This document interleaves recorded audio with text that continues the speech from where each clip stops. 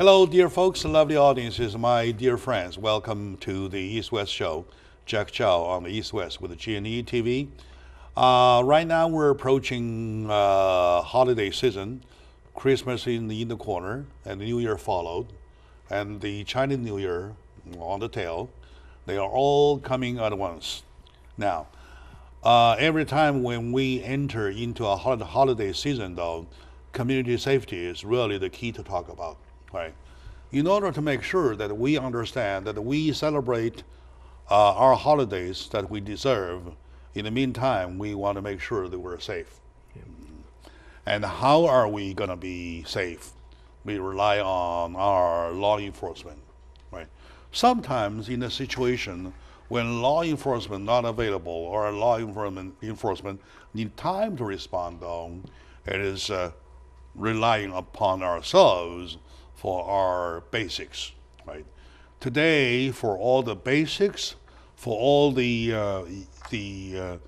bigger picture of our community safety, I have my good friend, brother Joe Gardner, here to share with us his 27 years of glorious service at Santa Monica PD, and an officer who's been in out with his life in line for so many years, retired, doing some non-profit organization job, such as the Queen of the Valley, Meals on Wheels, yes. And such as he's still the chairman of the California Creation, what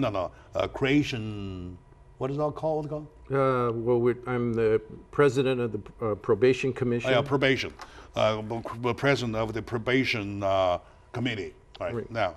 And I see my eye and a picture of a non-stop guy. So for that, as a lead line, Joe, welcome to the show. Yeah, it's always great to be on your show, Jack. And it gives me a break, because I tend to get very busy, but this is a nice I'm so glad that you take it that way. Yeah. Otherwise, I feel I'm in debt with you, because I will always to call you when there's a crying baby. Yeah. The crying baby, meaning that we are entering into the holiday season, and the crying baby be the fact that we're really concerned about the community safety. Right? Nice. And you be the mother this time for the crying baby. See how you describe the overall picture of the community safety now as compared to the same time last year, please. Well, since 2011, we know that AB 109, prison realignment, went into effect, and now we have Proposition 47 and the beginning implementation of Prop 57. And since that time, everybody knows, and you could hear a variety of different statistics, but the bottom line is crime is going up. Mm-hmm. And many of the petty theft crimes, the nuisance crimes, those are not even getting enforced now, and they're so numerous that they really cause. Plus, you have the 900, the threshold, the line, right? The threshold, yes. Right. So we have a lot of criminals on our street, unfortunately, and you won't interest anybody in the statistics so much. Your neighborhood, your friends and family, they'll tell you that they don't feel as safe as they used to be in their own communities now. And yesterday I was with my friend Bob Lindsay. He is the candidate for county sheriff of 2018. Right. Yeah. I got to learn from him that the California statistics say that California as a state, its crime rate is down for the year of 2017. Mm-hmm. And the LA as a county, its crime rate for the year of 2017 is growing up. It is. It goes exactly on the contrary. Yeah, 7% is the latest number that I've seen since 2011, that rise in crime, violent crime. And that's really disturbing. That's a real concern. And also he mentioned the fact that, and the proposition of bad laws are on one side, yeah. And on the other side, the current department of Sheriff Department, due to the policies created by the sheriff, that officers are getting discouraged doing their job. Yeah, and Jack, what I think your listeners would probably want to understand is there's a trickle down effect. We talk about it in the economy, but the same thing happens with the state legislature.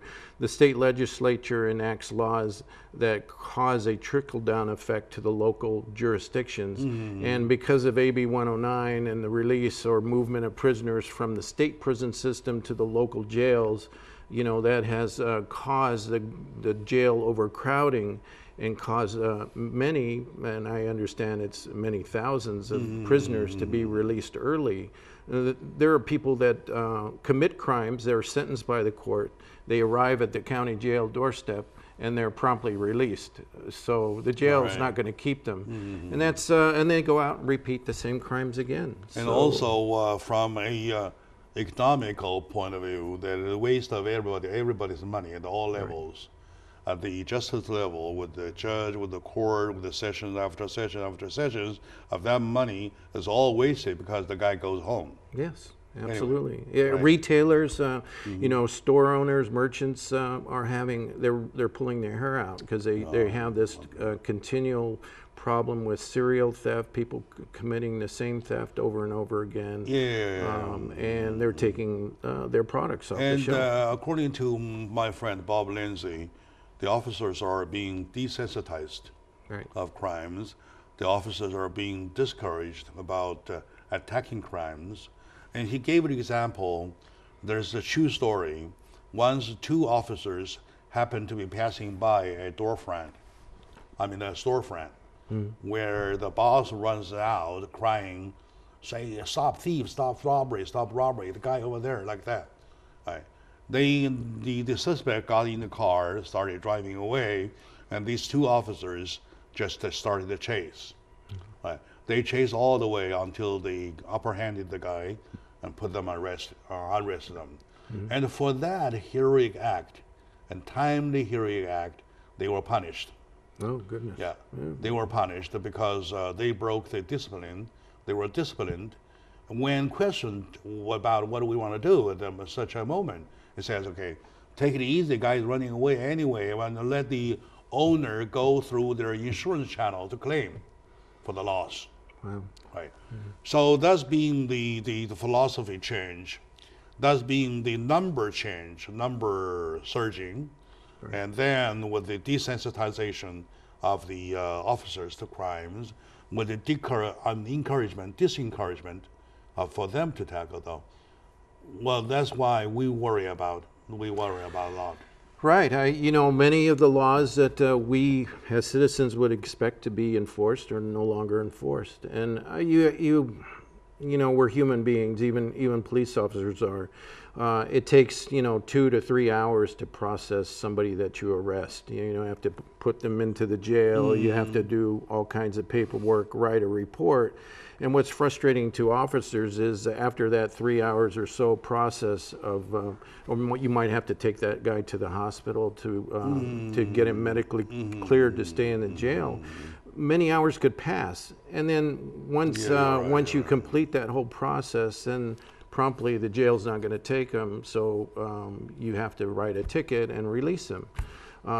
That's that officer is taken away from the street. He's not able to go out and patrol. He or she's not able to go and patrol the neighborhoods. After all, if we really want to trace the bad trend, we really want to go back to AB 109. Am I right?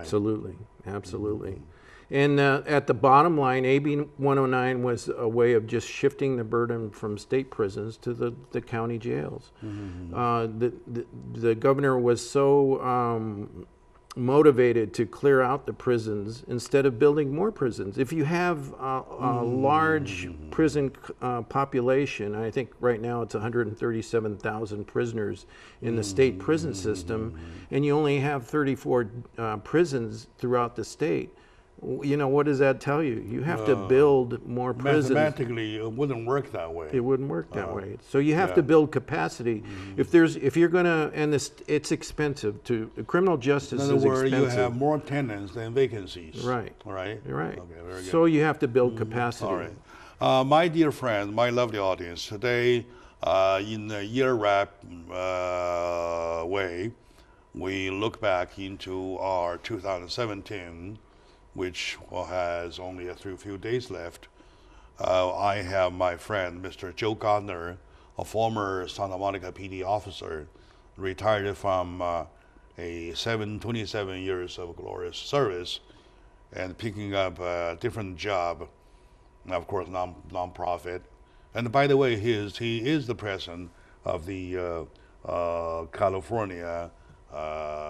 It's a county probation. It's the county commission. probation program, and that probably is that a paying job? No, it's a volunteer position. You get a stipend, but you know. You must be rich. You must be rich. Rich in experience and short on cash. At least you're rich in experiences. Right, People exactly. need you. We take a short moment now. When we come back, we will trace from AB 109 all the way up, see where it does come from. Stay with us, please.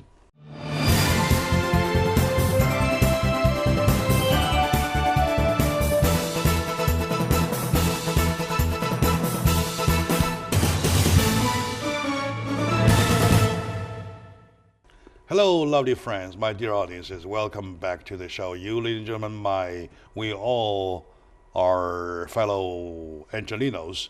We do care about what's happening in Los Angeles as a county and California as a state.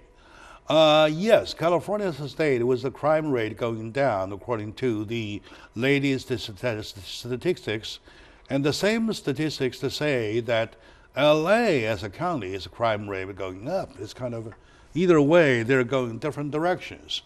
And right now we're entering the holiday season with the Christmas in the corner and New Year followed and the Chinese New Year on the tail.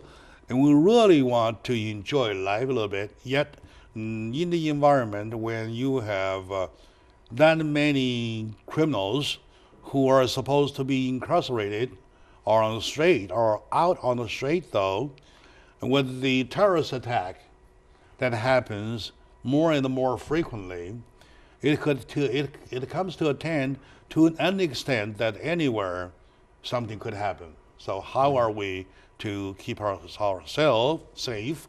I have my friend, Mr. Joe Gardner, here to answer questions. Now, we came to a point that all the problems seems to be caused by AB 109, a crazy law to early release the prisoners, followed by Proposition 47 and 56. 57, and well, it goes on and on, step by step. Together, they made us, the community, unsafe. Now, if we say, Joe, everything goes to AB 109 though, what is the result of AB 109? What caused AB 109 as a result? Well, I'm not clear on your question. Can you? Why would there be an AB 109? What was the call to produce AB 109? Well, prison realignment was a plan by the governor and the state legislature, some of the folks in power in the state legislature, who really, they were under pressure by the Supreme Court to lessen prison overcrowding. And so when the state realized that they were going to be held in contempt of the court, they said, we have to come up with some plan and we have to do it immediately.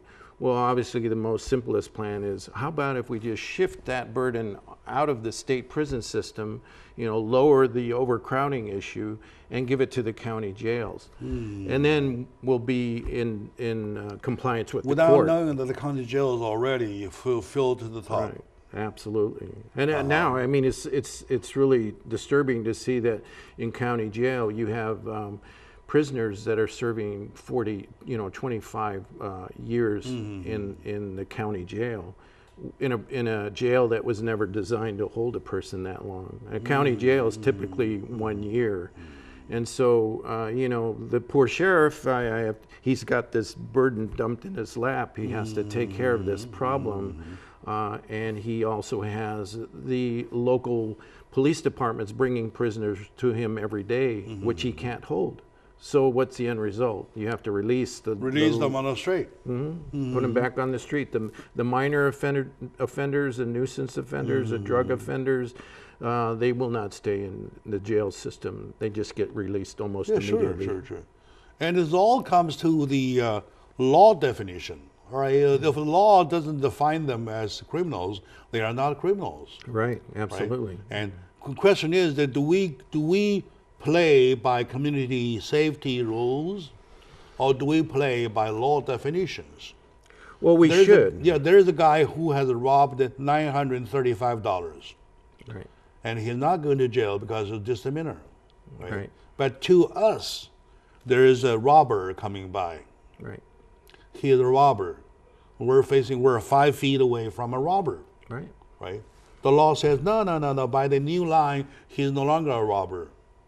And what's interesting to note is many of these low-level or misdemeanor or theft suspects have a tendency to be determined to be violent criminals. In their history, their criminal histories, you'll find that many of them are committed very violent crimes, maybe robberies with weapons. Yeah, and they are in and out of jail for all the time. Exactly. Remember the one who killed the police officer of Whittier? Yes, right? Whittier police officer. Officer Boyer. Yeah. Officer Boyer, and that prisoner, that criminal, had been in and out for 2 months prior to his capture for the last time. And I believe it was over 4 different arrests in the prior months. 4 or 5 different for minor offenses. So violations of his parole or probation. Should there not be the AB 109, the guy is in jail. Right. And the guy is in jail now, even now, right? Right. But he's out. He has killed a policeman officer. And killed his cousin, in the same day. Killed his cousin in the same day in the morning. Right. So, and this is really something terrible, something horrible. Right. How does it echo, Joe? How does it echo with the terrorist attack? Well, I know they're not related to each other, but they echo. Well, as we learn sometimes with some of these, the guy that was recently in New York who ignited a bomb that kind of fizzled out, right? It only injured him and a couple other people. It didn't have the desired effect of the terrorists. But it turns out that this guy had come to the attention of the FBI before, and for whatever reason they decided not to act upon him. He was here on a chain migration visa. And probably somebody that really should have had a little more scrutiny and probably would not have been here if they had done what the law allows them to do. So, and we see that process repeat over and over again. With criminals, it's the same thing. They come to the attention of law enforcement, but if you look at their criminal histories, they're extensive. I mean, very violent crimes with rapes, violent assaults with weapons, robberies. I've seen it. I've made many arrests in my time and run into them. When you look at their history, it's astonishing, and you wonder how could this guy be out on the street? Yeah, and the fact is that he is out on the street, and he's committing new crimes. Right, threat to the community. Right. So it looks to me that when there are terrorist attacks, which is seen so often, and in time interval, you see those local suspects who are bad guys, right?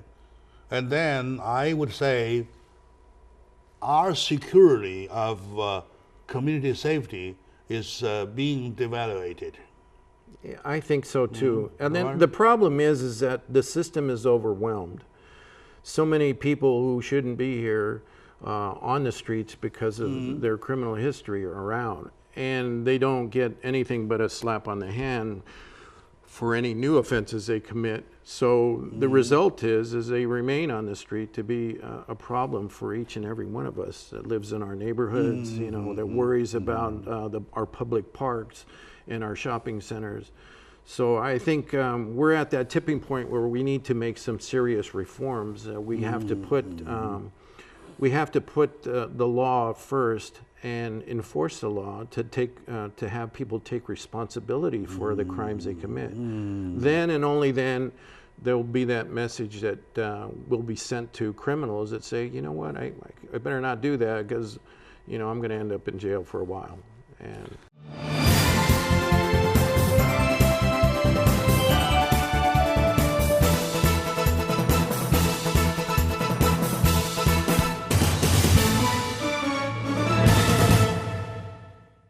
it looks to me that we got to do something. Right. The fact is that you have those criminals who are early release on the street already. That is a fact. all right. Right? Unless there is a law change, there is no way you can bring them back.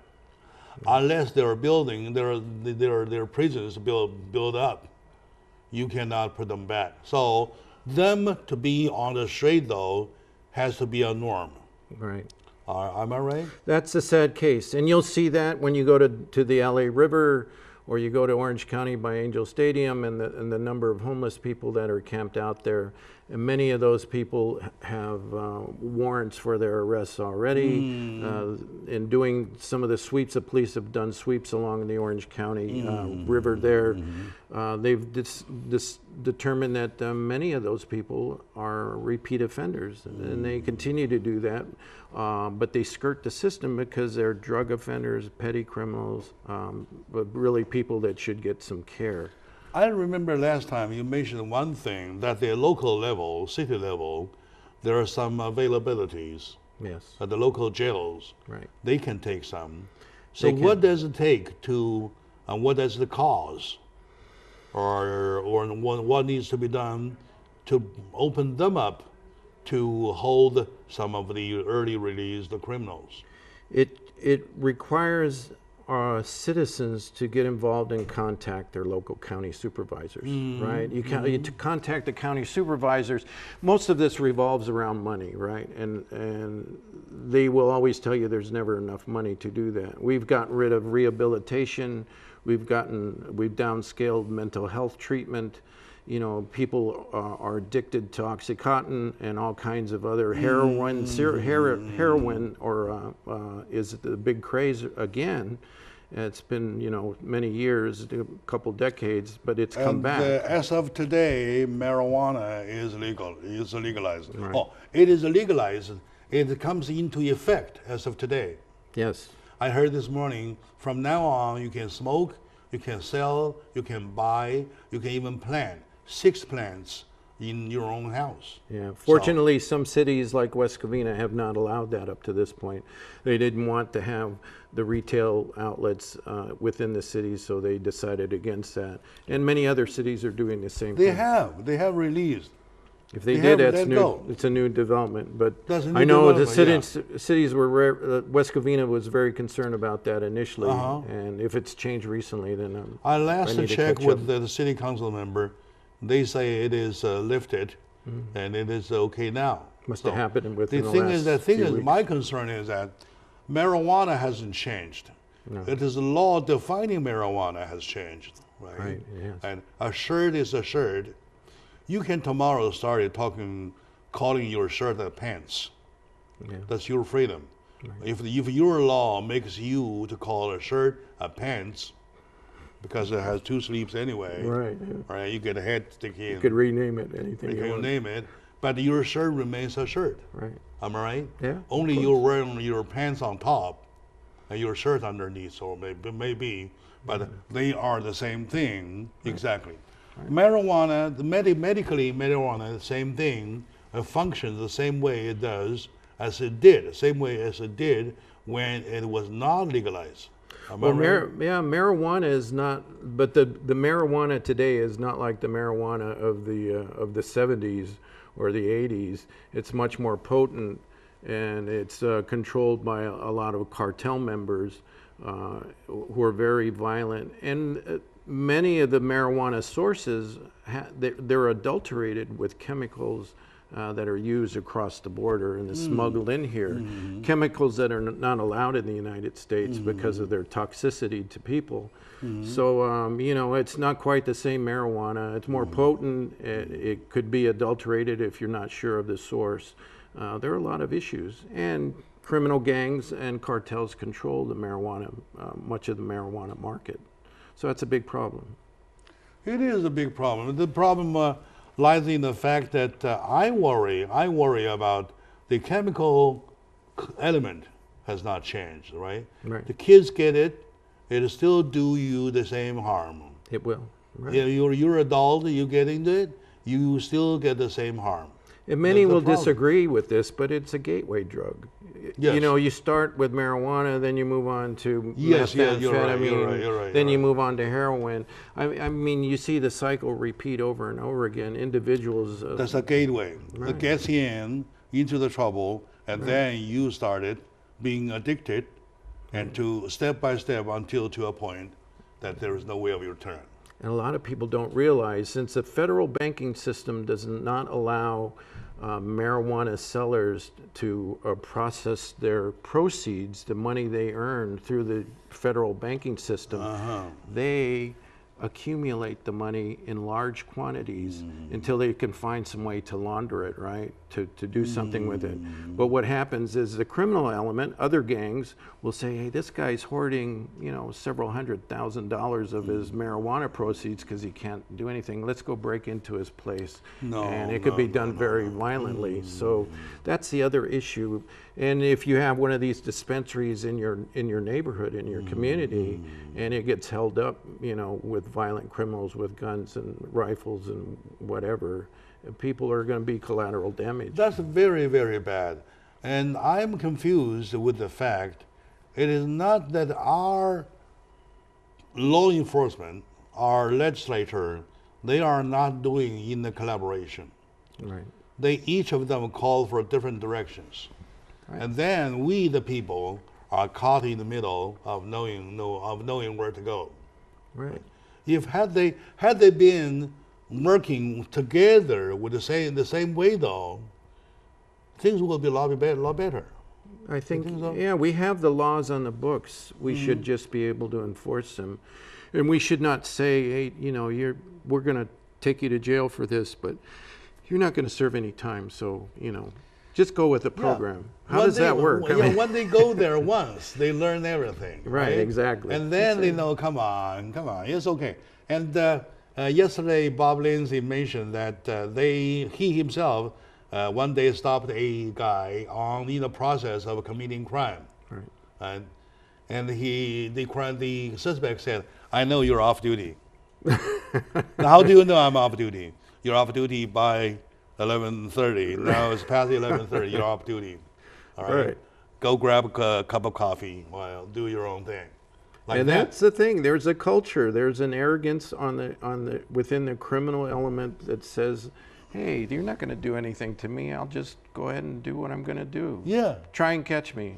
Try and hold me. Yeah. And I have my friends in law enforcement who will tell me the very same thing. Oh, I'll be out in an hour. Terrible. You know, and it's not right. You should. All right, my dear friend. It looks that we have a lot to care about. It is our own community safety down to the bottom. At the end of the day, it is ourselves, right? So let's take a short moment out.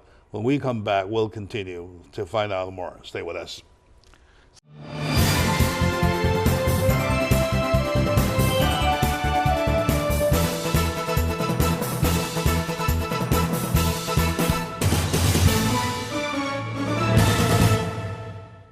Hello, my dear friends, my lovely audience. Welcome back to the show, Jack Chow, on the East West Show with GND TV. Today, our subject is our community safety.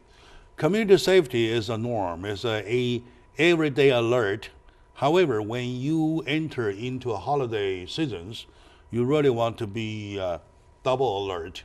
You want to make sure that your family, your loved ones, everybody around you are safe. Right. Even your workplace, right? Okay, now, and how are we going to make it safe? Because we're in the environment that we have extra criminals released out on the street, and we have terrorist attack, well, which constantly keeps happening. How are we? So we have my friend Joe Gardner, a former Santa Monica PD officer, here to answer the question. And we had laid down all the cards until to the point that we seem to have exhausted our options, right? Because when the laws are made such, when the numbers of jails are made such, when the numbers of criminals are made such, and there is only way to release them. There's nothing else. And then if they committed or they don't committed any new crimes, so there's still nowhere for them to go anyway. Right, that's the problem. Okay, Joe, talking about the root of problems, though, it looks that our only answer still lies in the hands of the legislators. Right. To change the laws.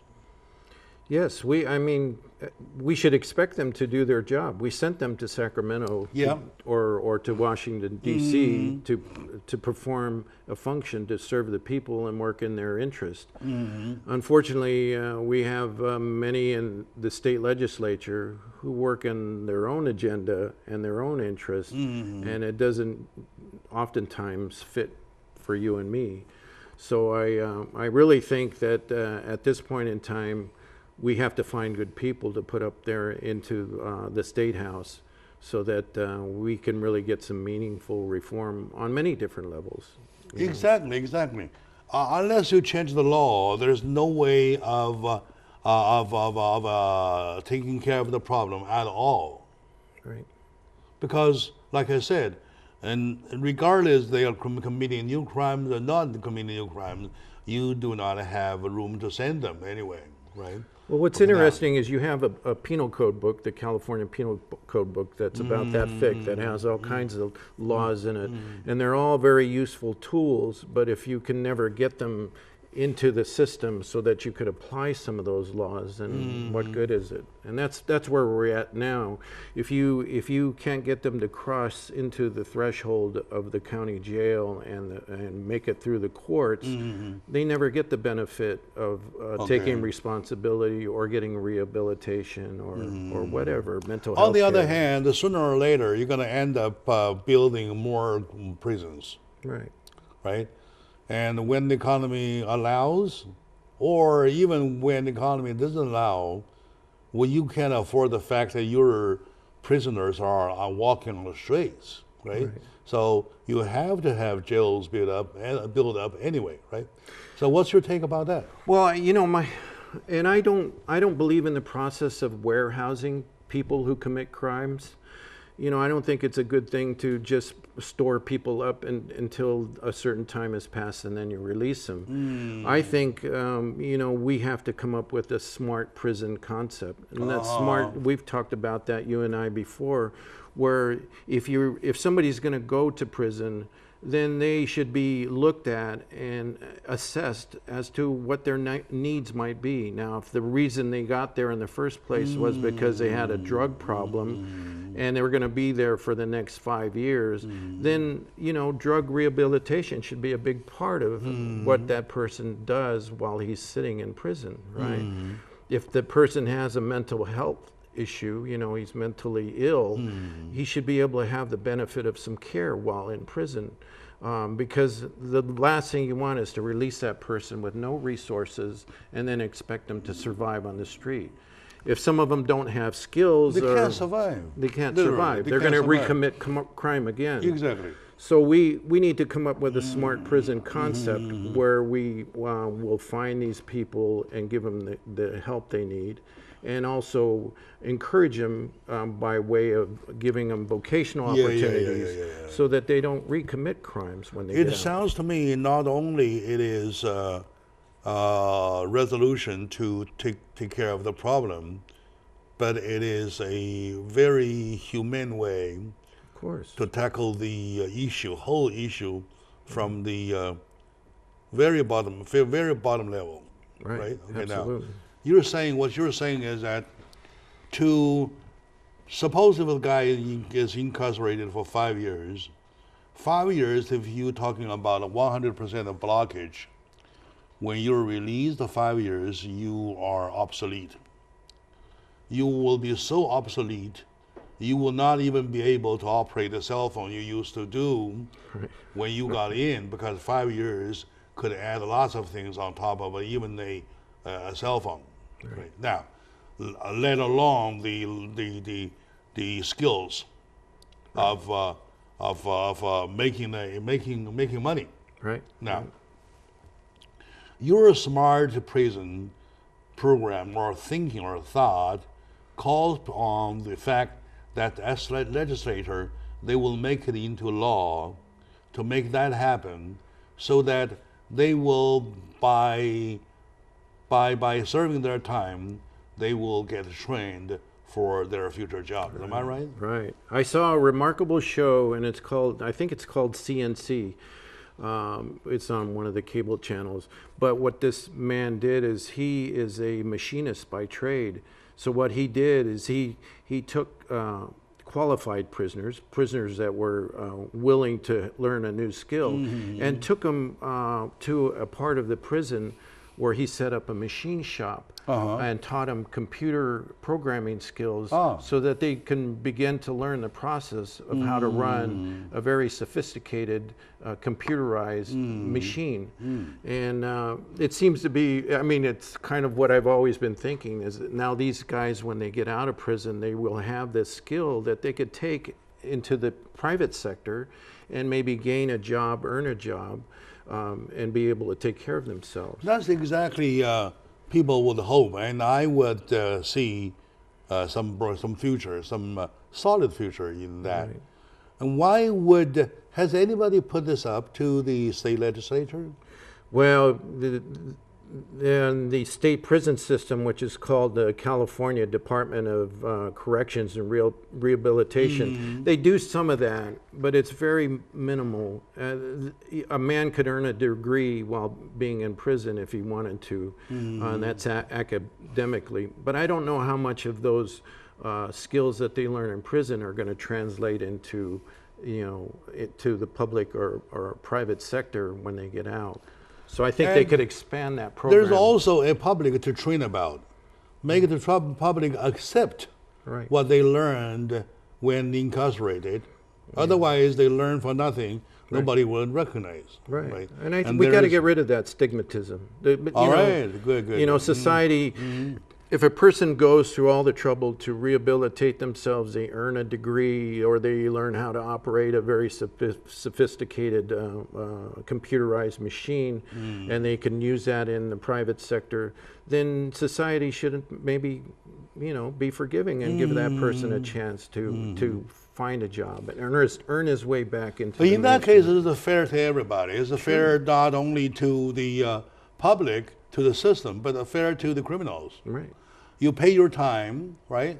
During which we did not give you, we took your freedom, and for that you not only serve time, but learn the skill to make sure that you will survive once out of jail.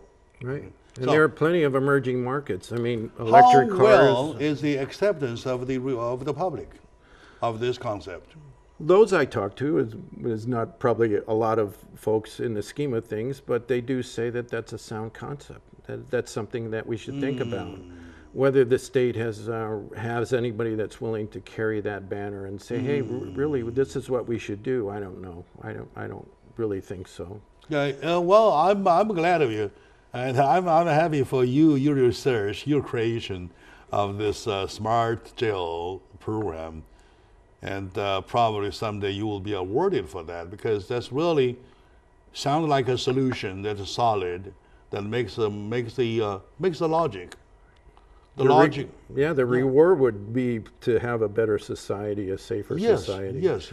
And I think it's common sense. It's not really a unique thing, but in this day and age, sometimes we don't apply common sense, especially in the legislature. Sure, exactly. Or otherwise, you release them to recommit crime to come back or not even come back due to the jail overcrowdedness. Right. And their problem goes on and on and on and on, right? Okay, now, my dear friends, talking about California as a state, talking about Los Angeles County as our community, we are really worried about our safety.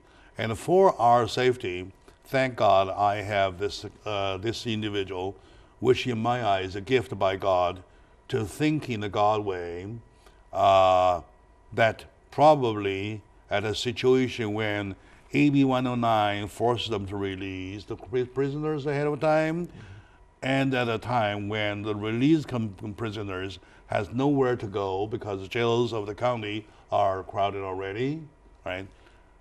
And it is here the fact that comes a proposal with the smart jail system program that make the prisoners learn the skills.